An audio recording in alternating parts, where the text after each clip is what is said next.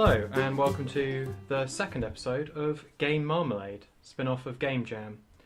I'm hosting this week. I'm Peter. With me I have Henry and Panda.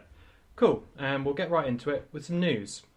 Right, starting off, it was announced a little while ago that Fallout 4 on the PS4 won't be supporting mods as previously promised.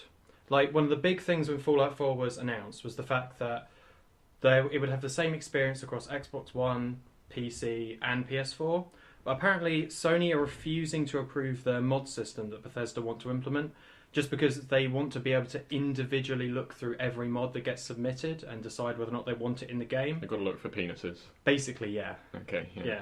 But then people were pretty annoyed about this, and they were even more annoyed when, shortly after that was announced, Farming Simulator 17 was announced that they will have mod support on release on PS4, and there'll be no vetting process or anything. It will literally just be the system that The people who make farms, they have no interest in penises. It's true. They only care about corn. That's it. Yeah. But I can understand why people are pretty annoyed by that. Just because modding's a fairly big part of, on PC at least, Bethesda games. And while they get quite a lot of sales for console, I imagine the fact that you could have mods and stuff probably made a load of people buy it on PS4 rather than shelling out for it on PC. Yeah. All of you guys, I assume, you didn't play Fallout 4. Nope. But the previous ones, did you use many mods when you were playing any of the previous games? I was going to say I never played any of the Fallouts, but yeah, tons. That's why I wouldn't ever get them on console, basically, and I guess still won't in that case. So yeah, definitely in other Bethesda titles such as Elder Scrolls and things like that, mods has always been a very, I feel, important part of it. Yeah. Okay. Yeah, that kind of sucks. Really sucks. Oh well. Yeah, I mean, I would have thought that they would have had it completely sorted out with Sony, but maybe Sony just realised what they were doing too late and they knew that the thousands of nude mods were going to come flying across onto their console. Yeah, that's probably part of it. Okay. Next, following the line of Twitch plays Pokemon and everything like that, recently Twitch, as part of a marketing campaign for a new, I think it was Pure Chess, the game, Twitch played chess versus a chess grandmaster, and they played 3 games. The first one, they lost horribly, because it's the same sort of system where you just have people in Twitch chat voting on what move they want to do. And it'd just be random moves, you feel like, at that point. Yeah. The second one, in order to make it a bit fair, the Grandmaster was blindfolded, so he didn't know what was on the board, but the guy was saying, okay, they do this move, and he says, okay, so he was keeping his head, and he barely beat them. And then in the third game, they just destroyed him. He was very early on, he was just backed into a corner and then just got destroyed for it. Some sort of learning algorithm inbuilt in masses of people that have managed to do this. Basically, he's playing against the hive mind of the internet, really. Yeah, access to the internet, I feel is... I was going to say, if you played speed chess, they'd probably get ruined, but if you give them enough time, then people could just research ways to do it. But there were multiple times where the Grandmaster was like, I don't know why they've done that move or anything like that. And then a few moves later he was just like, oh god, I know why they did that now. But yeah, I assume part of it is also to do with the fact that people have access to a lot of chess machines and everything and programs designed for that. I was going to say, I was wondering during the first game if someone was watching this and was like, I can just hook up my computer to do this and play for me. No, Blindfolded is really cool. I've seen just a regular YouTuber who plays chess. He's not a grandmaster or anything, play against a grandmaster who was like, okay, I need to make it fair or I will be blindfolded, and he still thrashed him. It's really cool. It sounds like there's another interesting Twitch thing that I saw recently, which is, have you ever heard of Cricken? No. He mainly did YouTube stuff where he did silly YouTube videos, right? Yeah. And recently I saw him, he's done this thing on Twitch now, which is where on Left 4 Dead 2, he gets in randomers to play, and he is has control over the AI director to spawn things and stuff, and then people who donate to the Twitch stream get credits which they can spend to spawn things. That's quite cool. And it's quite interesting because you have this group of people who, immediately the first level, 3 tanks got spawned, and they just got absolutely destroyed. Yeah. For Left 4 Dead, I didn't realise that. Well, I assume there would have been mods for it, but I didn't know they were that elaborate that you could have someone playing the director. That's quite cool. I've always wanted them to add that as an official mode, because that Zombie Master mod we played was really fun, but completely janky and broken. So it's I love game modes like that. Yeah, that was really cool. And also, what was it called? Zombie U had that game mode that was it was like a test game mode. It was almost like they had never finished it because it had really weird stuff in it, but it was really good. But and only you can only 2 do it player. 1v1. It was really weird. Just 2 player. Yeah, so but in Zombie U there was a mode where one person was on the tablet and one person was on the controller on the TV, and the tablet person spawned zombies down to try and capture points, and then the person who was playing on the TV could go around and capture the points back off them. But the longer the zombie person had control of points, the more things they could have to spend to make bigger and bigger armies. And it's just survival, basically. It was really, really cool. It was such a nice mode to be unexpectedly in there, but obviously never really finished because it had weird placeholder art image for on the tablet. It was here's the survivor, and it was just generic man face, and I was like, who is this? Cool. Next, it's probably only really directly influenced you, Panda, and probably me, but at Tokyo Game Show last week, Capcom announced the fact they are doing a Hollywood adaptation of Monster Hunter. Not a film, they specifically said a Hollywood adaptation. So there is a studio in Hollywood who's going to be working on a Monster Hunter film. What? I have no idea how that's going to work. Where are they going to go with that? I mean, one of the problems is that all the sort of game... There was a lot of this recently. There's the Ratchet and Clank movie, the Assassin's Creed movie... well, both of those games have stories. Monster Hunter has no story. I think that it'll be better the other way around, where it's a Monster Hunter game set in Hollywood, and you have to hunt down film stars. So you go in and Christian Bale shouts at you for walking into his area and things like that. So and you've got a great sword the size of him. That would be amazing.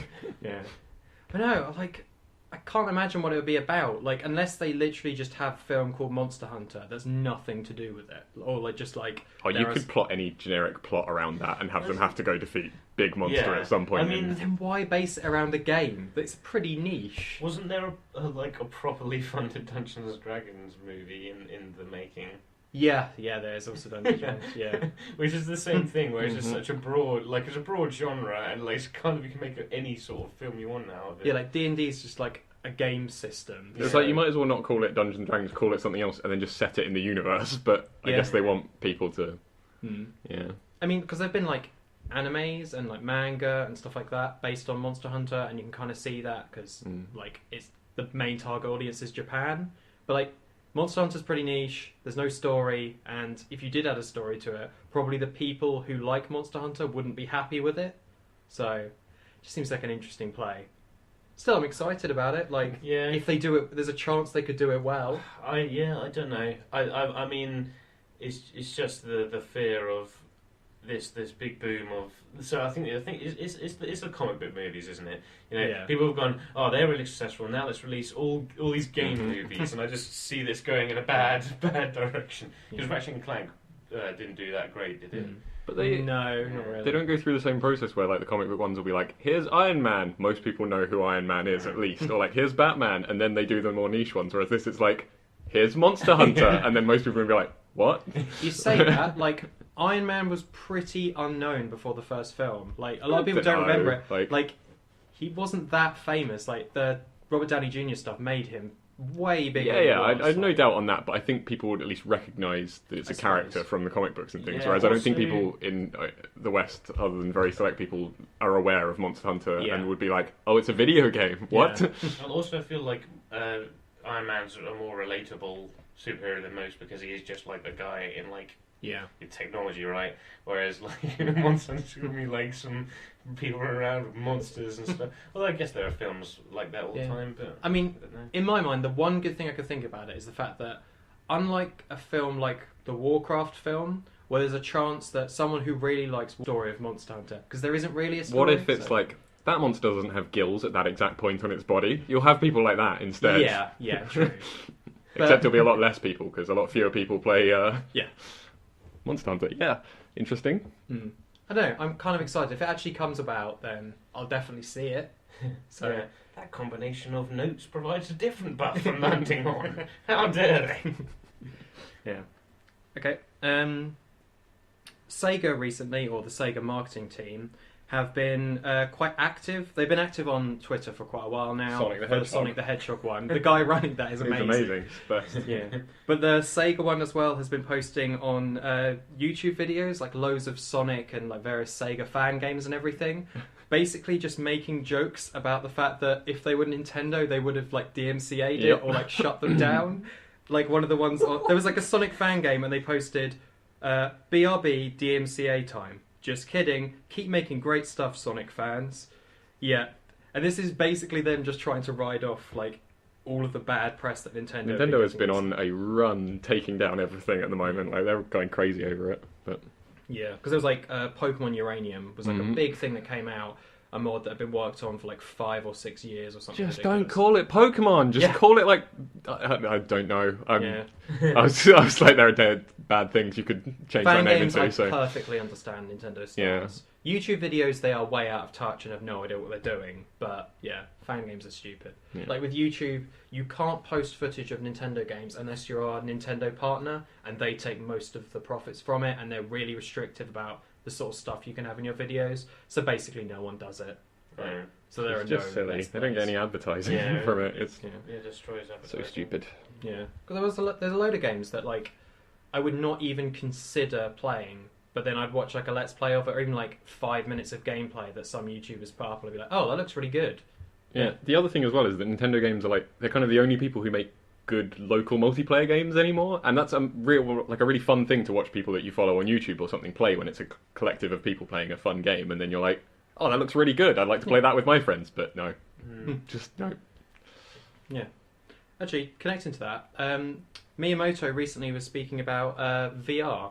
And Oh, really? Well, he was saying specifically the fact that Mario is definitely not built for VR, and they're not going to be making any VR Mario game. And one of the reasons they specifically stated for it was the fact that you can't do anything other than solo play for VR, and that goes against like the essence of Mario. They like people to watch you when you're playing, or so. Yeah, and he also kinda said VR doesn't allow for extended play sessions, and they design Mario games for like a whole range of play sessions. So like you could play it for 10 hours straight if you wanted to. Yeah, I guess the only thing that would really add to it is being able to look around the level. Like there was one of the platforming games that came with the Oculus that had that with a squirrel, where you could basically just look around things.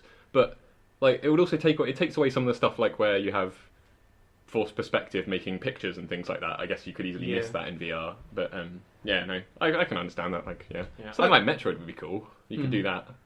Yeah, but the problem again is VR, from what I've heard, it's really hard, or like there are quite a lot of people who can't play it for a long time, so you've got to narrow it down to shorter experiences. I have heard that also changes depending on which one you use. Like a lot of more people complained about the Oculus and then used the Vive and were like, oh, I'm completely fine with this, which is quite surprising. I've used the Oculus but not the Vive, and the Oculus, I can see myself playing it for like maybe an hour and then getting a headache or like vision getting blurry. But yeah, I thought it was just quite a good instance of Nintendo actually like seeming sane. Like they're saying, rather than just like saying, yeah, we'll try everything, or just trying to like I think Nintendo's always been a company that just they do what they want to do, and that doesn't like often that'll be them making something completely bonkers like the Wii U with the tablet screen seeming so different to everything else, but a lot of the time it just means they don't jump on like the trains of excitement that everyone else is like VR yeah, got to have this. Yeah, well, I'm kind of glad of that, just because like it's nice to have competition in VR, but there are like 3 major devices. We don't need Nintendo also making their own like with their low-powered consoles. Yeah.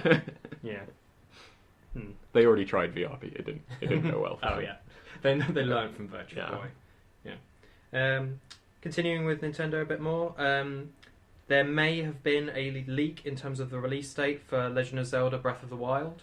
Nintendo Europe briefly had a load of the Legend of Zelda: Breath of the Wild amiibos up with a release date for them of March 3rd and March 4th for different packages, and were very shortly after people started reporting on it, they removed the dates from it. Okay, yeah, that's interesting. So yeah, that probably the amiibo it probably implies the game is going to be coming out at some point between then and March. They announced when the NX is coming out? No, okay, early 2017, I think. Probably line up with that. Yeah. So that might be a hint for that. That's interesting.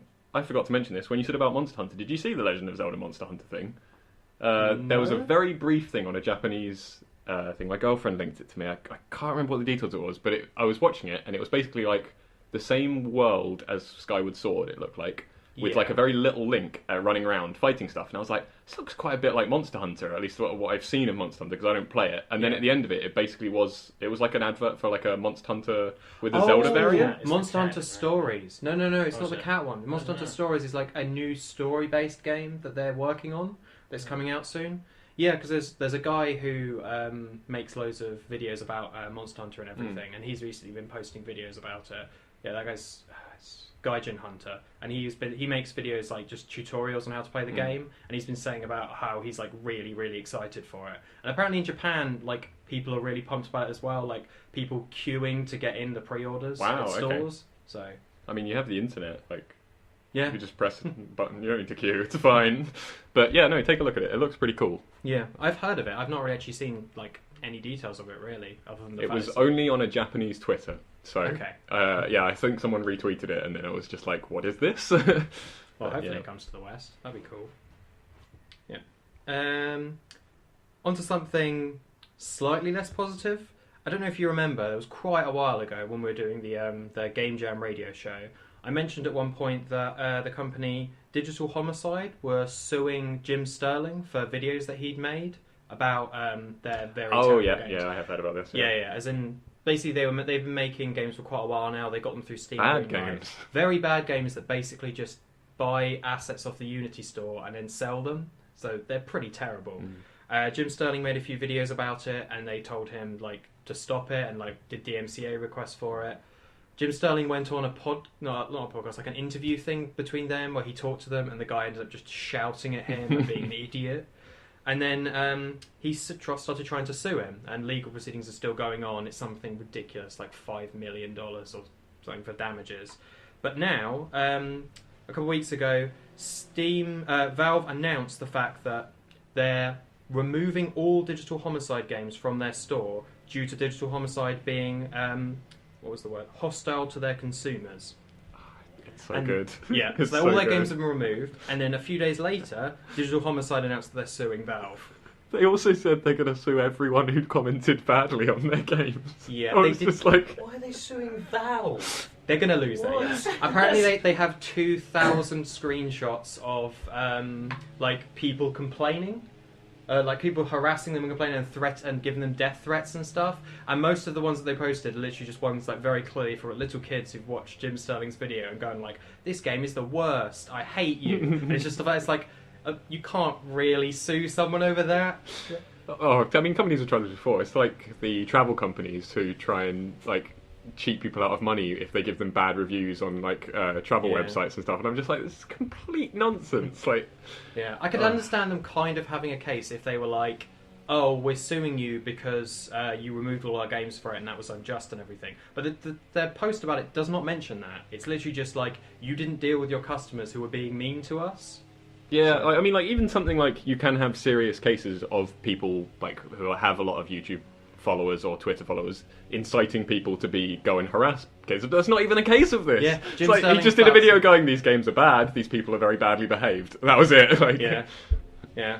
And he flat out said, like, okay, fine then, I'll be fair about this. I'll interview these people and like spoke to them, and then he just uploaded the Skype conversation, and the people were just needlessly aggressive throughout the entire thing, just very defensive, saying like, how dare you say this about these games and everything? How dare you post your... You'd almost think it's like a giant publicity stunt, but what have they got to publicise? Nothing. They've just got a bunch of terrible games, and like them getting angry on like a Skype call doesn't come across as them being actually in control. They just seem like incredibly entitled people. Yeah. So. And I can't even imagine. Like, I know a lot of bad games on Steam Greenlight will get picked up by YouTubers who will post like things like, "Haha, look how like bad and janky this is." These games have such bad publicity from this now that like that's not even going to happen. Like, people are actively avoiding it. Yeah, that's strange. Moving on, you may have heard about this. Chris Metzen, who was the Senior Vice President of Creative Development at Blizzard, has retired after being working there since the 90s. Wow. He was the original creative director on Warcraft 3, and he also voiced Thrall and Rexxar in Warcraft 3, and eventually voiced Thrall in all of the World of Warcraft expansions. Wow. Probably just wanted to get out of it. Yeah, well, he's been doing he did not just Warcraft. He's also did loads of the concept art and the plot writing for StarCraft 2 and the entirety of the Diablo series. He was one of the team that was working on all of the backstory stuff for Overwatch as well. That was like the last project he worked on. That and Legion. That's nuts. Yeah, he's been there since the 90s. Losing him must be a blow then. Yeah.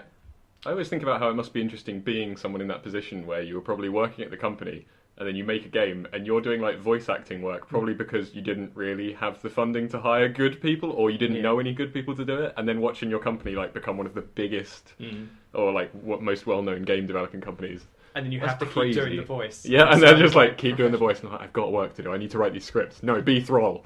Come here now. Yeah. Apparently that was a thing, I was talking to someone recently about this, that was the thing in the Deus Ex games where one of the developers voiced a fairly major character in the original Deus Ex, and then in later ones when they actually had a big budget and everything, they had proper voice actors in, but they still had to have this guy in to do the voice of this one character. I always think about that, there's loads of cases like that with smaller things, like Rooster Teeth making like Red versus Blue, and their company has become huge now and they make tons of shows, like live action shows with various actors that aren't like the original people, but they also still make Red versus Blue, and I'm just thinking like the majority of like the people who are actors in that are now like the top people at that company, and they're doing a lot of directing of other things, like going and presenting at various stuff, but they still have to come back and record lines for like next season of Red vs. Blue. Going? Yeah, it is. Oh. It's amazing. Like it's probably not even like one of their biggest shows now. They do so much else. It's just like one of those things I guess that they feel they have to keep making. Yeah, well they probably enjoy doing it. Yeah, exactly. But it's just funny thinking about that, like they're all the high up people at the company, but still have to come back and be like, okay, we've got to do the voices now. They probably I don't think they write the show anymore. Like they just probably go and read the script and then they're done. Yeah. But, yeah.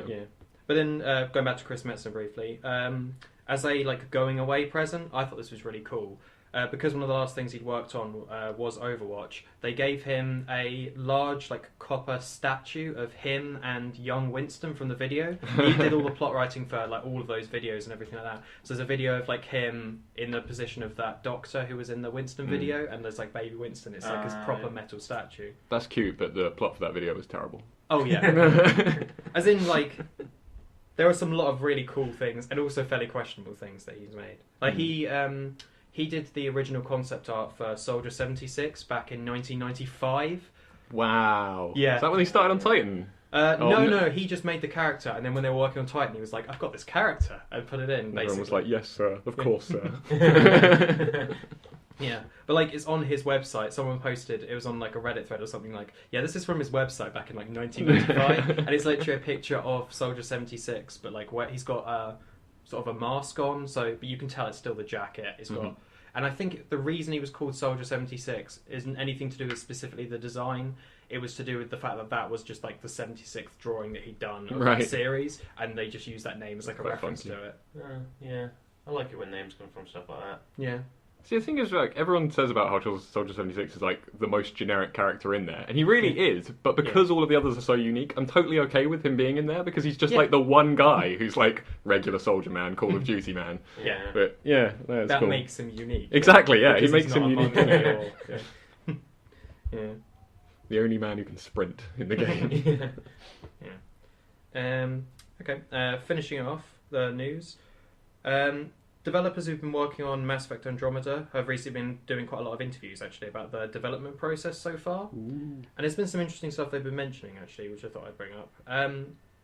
They were saying the most difficult part of development so far has been building a narrative that works in a more open-world setting.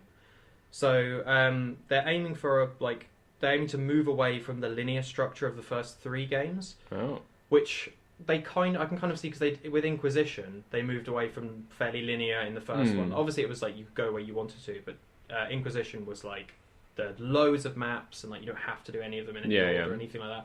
It just surprises me that they go for that sort of thing, considering that was one of the things that people complained a bit about Inquisition. But then also they've said like they have learned quite a bit from Inquisition. I was going to say I like the idea of having, like, especially if you're going to different planets in it, that you could just have contained narrative arcs on each one. Like, they doesn't all have to be part of some giant thing. Yeah. I think a lot of players will need that, but that's why I like in the first Dragon Age, I didn't mind that the overarching storyline was just bad, evil goblin things are coming to kill the world. There's a big Stop dragon. them. There's a big dragon, and people complain about that, and I was like, but I don't care about that. Like, that's just in the background while you do all of the other like interesting things. Like, But yeah, so I'm interested to see what they'll do with that. Like, I didn't mind Inquisition setup. I think, yeah, it just could really be tuned down to be a bit less MOA. Yeah. The one thing that annoyed me about Inquisition, they actually explicitly referenced in one of these interviews as well, which was like, they knew that it was a bit pointless having so many like fetch quests and stuff like that, where it's literally just go to place, then come back. And that was one of the things I hated about Inquisition. There were so many quests like that. And like, I can kind of be a little bit more forgiving in a fantasy world, but I feel like it doesn't really fit in Mass Effect. Like, you're not a space courier. Well, it doesn't fit in Inquisition, really, because you're like the head of the Inquisition and someone's like, oh, could you get me some bear stuff from over there? But I think the key thing with Inquisition that is so against what most RPG people do is don't try and do everything in that game. Like, there's no point trying to do every quest, but it just means you have to get over that thing of seeing your like quest log fill up with millions of things. But and they also need to learn how to make a beginning of the game, or make it obvious when you're still in the tutorial. Yeah, I remember getting to the end of the tutorial, and I just messaged someone on like Facebook or Twitter being like, is this the end of the game? Like, I'm not clear. Yeah. In case you didn't know, Panda, like, I don't know if you've not played Inquisition, have you? No. You played the original Dragon Age, yes, so yeah. Well, in Inquisition, there's like a starting zone where you do quests and stuff, and you have access to a few maps and things. And there are a load of quests there, and they're really dull. They're like those standard, like, go here and kill 5 bears to get 5 bear noses. Find me some herbs for my sick daughter. Yeah. Things like that. And this, if you leave it, will go on for like 10 plus hours. Yep. But if you just follow the story and rush through everything, then you actually get to the bulk of the game, and the rest of the game is completely different. Like, it's actually fun. But it's a tutorial, and they don't tell you it's a tutorial. Yeah, I mean, this is something I feel like I've experienced in a large majority of BioWare games. I mean, in Knights of the Old Republic and stuff, I feel like they suffered a little bit from that as well. And in fact, like, this sounds quite similar to what they're going for here, in the sense that they've always been very compartmentalized with their game, as in, like, in all the Knights of the Old Republic games, they're just set planets you go to and do stuff there until you're done. And then in the Dragon Age 1, certainly there are set places you go to, and you do all the things in each of those places. And it's not a bad thing, but like, it is so. I feel like once you play it, I can recognise a BioWare game without being aware that it's there's very clear telltale. Yeah, but it's just funny. Like, if you go to the Inquisition subreddit and you look at the top post, the very top post is. Can you remember the name of the starting Hinterlands. It's like, how long do you spend in the hinterlands? No, or specifically, like, leave the hinterlands as soon as you can. Yeah. It's awful. And it's a huge environment. I think that's what throws people off, is like the hinterlands. Before the game came out, they were like, it's as big as all of Dragon Age Origins maps put together. Yeah. And then everyone just spends ages there doing absolutely nothing of worth. And there's a load of areas where you can go in, where you can stumble into an area and there'll be like really high level enemies, and you'll be like, oh, maybe I just have to like do a few more quests. Just grind some more. Like, there's like a massive dragon. There's an actual dragon in the middle of it, and I'm like, oh, I can kill that soon. So I'll just do a few more quests, and then I'll be finished with this map, and then I can leave. But no. You would have to just be grinding there for like hours. Do you have to come back for that? Yeah, like the whole point in Inquisition is you can go to a lot of different places, and you will come back to places depending on stuff. And like, there's a dragon in every single location, so you can be like, oh, I'm going to go do the dragons now, and things like that. But yeah, they just didn't explain it well, which is a shame. Yeah. But hopefully they'll learn that kind of thing. And like, Mass Effect never had any kind of issues like that. Like, it felt very, very different to that kind of thing. I wonder how it's going to differ, to be honest, because like, Mass Effect felt, compared to Dragon Age Origins, where there were like areas where you'd be talking to people, and then areas where you're wandering through a forest and that'd be a combat area. Whereas with Mass Effect, it was like they tried to mix it a bit. I don't know. It still had the thing of, I've walked into a room. There are knee-high walls here. I think I'm going to be fighting someone. Like, they mix it up in 3 because there's a bit where the walls pop out from the floor, but then you spot the holes. You're like, there's a wall there, isn't there? Yeah. I'm looking forward to Andromeda quite a bit. Really looking forward to it. Yeah. I don't actually know. When have they said they're going to be releasing it? Is it next year or? I don't know. Actually, I haven't paid attention. It can't be. I don't know. I feel like it's actually really nice in that it feels like it's been a decent enough length of time to be like, oh yeah, I really want to go back to that universe and have a go at it again. So that's cool. Cool. Well, that was the news. So I thought we'd go around and just say what games we've been playing recently and finish it off for now. That's it. Just one word. Okay. What game have you been playing, Panda? Fable anniversary. That's not one word. Yeah. No. Fable anniversary. I saw you playing that quite a bit, actually. Yeah. Is that all of the games like mixed together, or? No, it's just the first one, and they've revamped it. And I think they've done like, aside from one or two things, they've done a really good job. I mean, they've like steamrolled out a lot of the bugs, and they've changed the system. I mean, you can. It's the only version of it you can actually play. It has controller support. Really? Yep. Oh. As of the original game. Yes, and I remember playing the original game. I must have played it on like Xbox or something. Yeah, because I remember playing it with the controller. So they've changed the control scheme. They've got multiple nice control schemes, and the graphics have been updated, and there's lots of good stuff. The only problem is that there's this very specific quest, which is like essentially fight at boxing rings, right? Yeah. You've got to box these guys. And they have actually managed to bug. It was not bugged before, and it is now bugged in this version.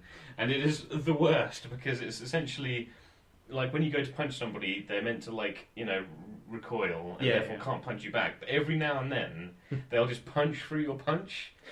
And like when you get to the hardest difficulty one, you have to hit him 50 times. He has to hit you twice. Right? Oh, God. So that any time you go like that and he glitches and just punches you anyway, that's half of your health done. Just imagine that in real boxing, be like, oh no, you forgot, I've learned how to phase through your skin. Funny. I'd love them to do a release like that for Fable 2. I loved Fable 2 so much. Fable 2 the one with the dog? Yes. Yes. Fable 3 also had a dog, but it wasn't as... Yeah, I don't care about Fable. Let's be honest, it wasn't the same dog, was it? No. Did you save the dog? I think I think when I played Fable 2, I saved everyone in the tower and I never touched the game again. Bad choice. Should have saved the dog. That annoyed me so much though when I got to it, because like every other time my dog has died in this game, I've got magic dog treats that bring it back to life. Why doesn't that work now? But yeah, in my mind, my character saved everyone and just felt awful, so just went home and just became a hermit. Drowned himself or something. Oh god!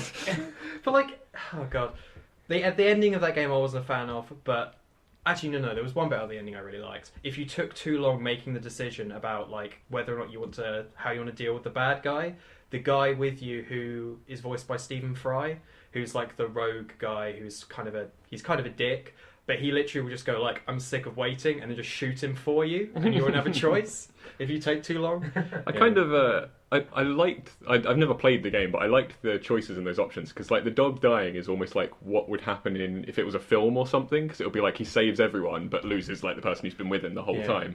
But I thought the bad guy option on that was just like, I felt like they were like, well, we need to give you something. How about some money? And I'm like, even if you're a bad guy, you probably don't care about money at that point. You're like, I don't care. Like you could just have the option of don't save everyone. It'll be the same. So yeah. But no, I really enjoyed that game. I broke the combat very, very quickly, but then if you play the game without using the very obvious, like, dominant strategy, which is just use magic that summons people and you win. Right. Basically, you can summon undead, and the undead have more aggro than you.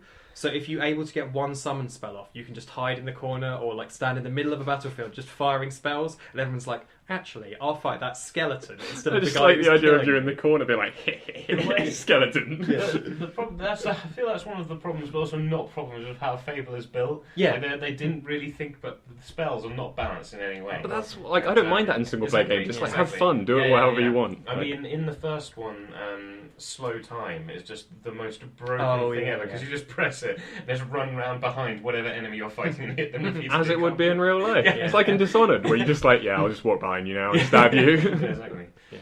Fable 2 also had an amazing co-op mode as well, where you essentially have someone as like, I think it's, if you're evil, they register as like a henchman, and if you're good, it's something else. Like a mercenary or something. Yeah. But you're like, you're basically just like a worse version of the main character who will have like their own stats and everything like that. Like they won't be as powerful, but they can also take part in things. It's just like really good for drop in and drop out multiplayer. I like to imagine the person summoning his person and being like, I can't wait to get my minion, and it's a henchman. They're like, I didn't know it was bad. Like, I had no idea. Now I know. But yeah, that was the thing where they were locked on. They could only see where you were seeing or something, wasn't it? It was like they moved within the main player's camera. Because I remember the old Sonic games used to have that, where someone could join as Tails, but it just made them impossible because Sonic's so fast, and Tails, if you went off the screen, it was like, what do I do?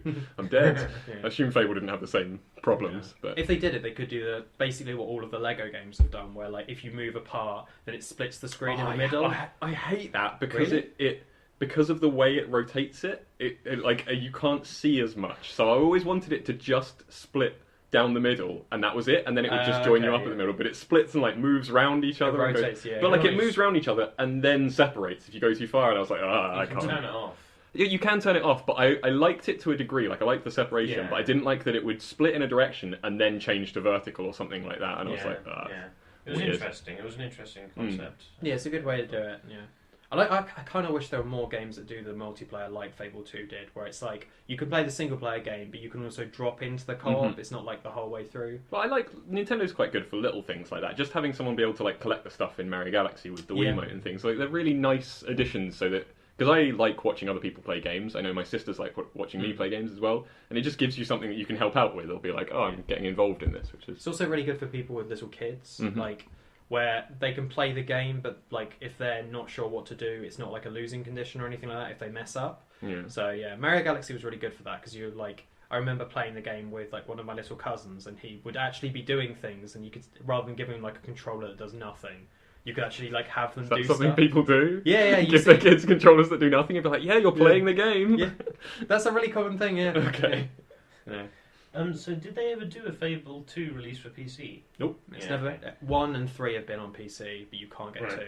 And it's quite annoying. That's a shame. Yeah.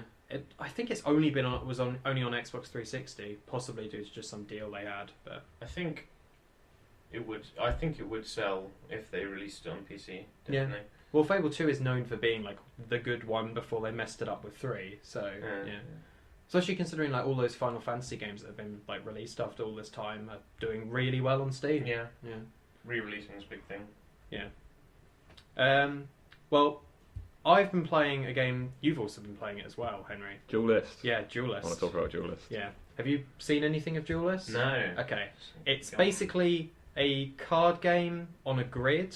It's like a half Hearthstone, half like Fire Emblem, right? Almost. So you have what kind of grid is it? It's like it's squares. It's square grid. Yeah, I'm just trying to think what dimensions it is. It's like 5 by 9, maybe. Yeah, something like that. Yeah. And you start on either side. You have a general, and the games are really short. That's one of my favourite things about it. Is just even when I play it online, I don't like playing online against random people, but the games are like 10 minutes max, which is so nice.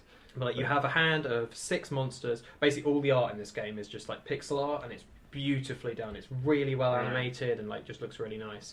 And you summon monsters around you, and like they can attack and things like that. But yeah, it's built very similarly to Hearthstone in that you like earn gold to open packs, or you can pay real world money for it. It's kind of funny. It's like they steal bits of it, and like some of it is almost identical. Like when you open a pack, the way it like bursts open, and then you go like mouse over or click on the things to flip them around, but they're not cards. And this one looks almost exactly the same. Like you drag the orb thing into the middle, and then exactly like the pack in Hearthstone. But I'd still in no way describe it as like a rip off of Hearthstone. Like it's like they just copied. They were like, that's a sensible UI thing, or that works well. We'll replicate it, but. As well as the standard like competitive mode, the thing that I enjoy the most about it is the has a mode like challenge modes where they have a daily challenge, but they also have like a set of in-game ones where it'll be like beat this general in 1 turn, and it will be like the board is already laid out and there's already a load of monsters there, and you'll have a hand of like 3 cards, and you have to find some combination of moves that ends the game in 1 turn. And they release a new one every day, and they're quite tricky. Like, or a couple of days ago, it was really tough. It's like Clash of Heroes. I was going to say, so much exactly like that's how I heard about this game in the first place. Is I loved Clash of Heroes mainly, and I loved those puzzles. They were like my favourite thing, where it would just be like complete this in 1 turn, and you're like, okay, I got to figure it out. And then I watched a video where someone said that they had puzzles, and I was like, I need to try this. And for clarification, Clash of Heroes was the Might and Magic game. Might and Magic game, not like any other Might and Magic game in existence. It was originally on DS, I think, and then on PC and consoles and so on. But it's like a turn-based grid thing, but where it's not, you're not sharing a grid, you're like two grids lined up against each other, and you have to almost do like match 3 games, but it's not like it's so hard to explain. You match 3 games, and then once they've matched, instead of disappearing, they turn into enemies that run into the other. Yeah, they like side. charge up and take a certain number of turns before they'll move into the other side, and you have to like set things to work like time in order so that they'll all launch at the same time and so on. It's a brilliant game. Yeah, but this Duelyst is similar in that specific mode where you're like putting things down in certain places just to try and work it out. But yeah, I really enjoy it, and part of it as well, it has the early Hearthstone thing, like how Hearthstone was in the first year, where they're not like there's not a billion cards, there's not a very, very strong meta where I'm not aware of it at least, where everyone is building the same decks. Like, I don't even know how many cards there are in the game, to be honest. Yeah, the nice thing is playing it, that's never something that's come across to me, like being like, oh, I don't have enough cards, or something like that, like from what I've played so far, whereas in Hearthstone, that was apparent to me almost immediately, where it would just be like, you play one game online, and the other person like deploys tons of stuff that I've never seen before and got wrecked by. Yeah, I'd be fine in Hearthstone, and if I play the laddered matches, I'd get past rank 20, and it'd be like basically random chance whether or not I come across someone a similar level to me, or someone who is blasting through the levels to try and reach the high ranks, and they have like a whole thing of legendaries, or they're using the meta deck, like they're using, I can't think, what's the name of the deck, like a zoo deck or something like that. I don't even know if that's still used in Hearthstone. It's a term I've heard before, and I vaguely know what it is, but yeah. No, I was going to say, it does, I don't really get on that well with like deck building games that well, and this does so much to mitigate things I don't like about card games, like you have a limited hand size, like it only goes up to 6, you can't have more than that, and one of the things I never liked, it shares aspects, like you want to draw in the game, like you want to not run out of cards in your hand, but you don't have a similar thing where in Hearthstone you can have people who just end up with billions of cards in their hands, and they're like, oh, I can do all of these things together, like you're much more limited, but also it lets you like swap out cards, so every turn you get a new thing at the end of your previous turn, so you can spend that time thinking about the combinations on your opponent's turn, rather than having to wait for your turn when you draw. You draw at the end of your turn. And then you can also replace one of yours. So if you're like, okay, I won't be able to use this one, every turn you can swap one in, and it gives you a new thing from your deck, which is just so good. It sort of mitigates the need to, like, a lot of decks I imagine would be trying to burn through your cards just to get to the good ones, whereas this one, it's like every single turn you have a maximum of 2 tries to get a card that you want. Yeah. So, and you're not throwing away the card, you're just shuffling it back into the deck and everything. Yeah, exactly. I've never, the games are so short, I've never gotten close to using up all of the cards. Oh yeah, not like we even had a reasonably long game once, and still I wasn't even like halfway through. And these are like just with the starter decks. I don't even think they have the max number of cards in them. So, really? Okay, I thought you just included multiple of. Like, I don't know. Yeah, I haven't checked that, but it's so nice having that mixture of the card thing. Like it doesn't even present them as cards in this, which is another like different touch. But having it with the grid, because my mind copes so much better with having the abilities and being able to go, I can move that to there and then do this, like looking at it, I don't really know how to say it, like in a geometric way, rather than just being like, I know this card will work with X card that's in my deck and I need to like get to or so on. It's just a case of like, I can actually... I would say the only thing that I'm not a fan of is it does take a little bit to sort of get your head around. There are a lot of like modifiers on cards. So there's ones like airdrop, which will be you can put it down anywhere on the board initially. You don't have to put it near your units. Like every other card, it has to be next to an existing unit. Or there's another one where it'll be like it attacks all around it. But it's not just like 5 or 6. There's like 10 of them. There's loads of ones. The nice thing at least is that everything is very clear just by mousing over. Like I played like one of the Magic games online, and it was just a nightmare. Like the opponent would have a card and it would make it so hard to read what the effect of that card was, whereas this, it's just like you mouse over and it goes has backstab and then in brackets the amount of extra damage it gets or whatever, and it will say what it does. The only things, like some of that, like the backstab's a bad choice because it doesn't quite explain that backstab means just the square directly behind the card, or like not diagonally behind and so on. But yeah, I thought that was annoying, but then I've played a little bit of the challenge mode. Teaches you those things. Like there are some really, really easy challenges initially, and it's just like move one person one square and then attack. But it's sort of teaching you what the different modifiers do. So basically, like every challenge just has a name and it says use X ability to defeat them, and you're like, oh, okay, I need to learn what this does, and then that's it, which is nice. But the funny thing was, because we started off, you don't unlock the solo challenges until you've won a game online, I think it is.